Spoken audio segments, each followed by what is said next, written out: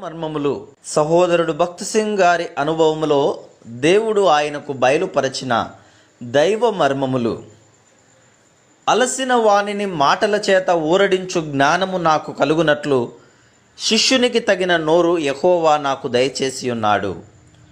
శిష్యులు వినునట్లుగా నేను వినుటకై ఆయన ప్రతి ఉదయమున నాకు వినుబుద్ధి పుట్టించుచున్నాడు.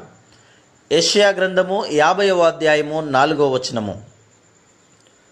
24వ శిఖరము.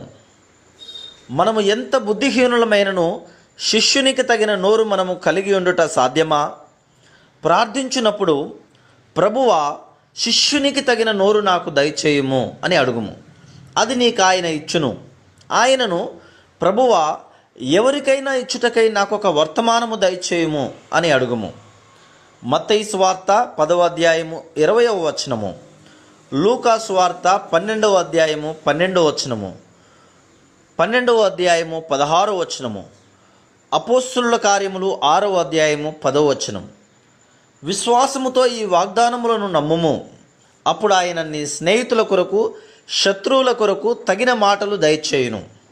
యెషయా గ్రంథము 50వ అధ్యాయము 4వ వచనములో ఆయన ప్రతి ఉదయమున నాకు వినుబుద్ధి పుట్టించుచున్నాడు. గడియారపు గంట అలారం శబ్దము లేకుండగానే ఆయన మనలను నిద్ర నుంచి లేపును. ప్రభువా 5 గంటలకు నన్ను లేపి నూతన దినము కొరకు వర్తమానము దయచేయుము అని అడుగుము.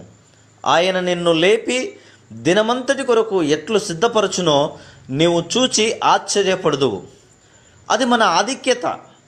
మనమందరము పెందలకడనే లేచి తప్పక ఆయనతో మాట్లాడి ఆయన సన్నిధి యందు సంతోషింపవలెను. దాని ద్వారా మనము దినమంతయు నూతన పరచబడుచునుందుము. అనేకులు ఉదయకాలపు ప్రార్థనకు రాకుండా తమ కాలమును వ్యర్థపరచుదురు. ఉదయకాలమునందు నీవు మోకాళ్ళపైకి వచ్చి ప్రభువు యొద్ద నుండి వర్తమానమును పొందుము. ప్రభువా నాకు బోధించుము, నాతో మాట్లాడుము, నా శత్రువులకు, స్నేహితులకు, ఉపాధ్యాయులకు, సహపని వారికి తగిన వాక్యము దయచేయుము అని ప్రార్థించుము. ఆ రీతిగానే మన రక్షణ యందు ఆనందించుచు దేవునికి ఎక్కువ ఉపయోగకరముగా ఉండగలము.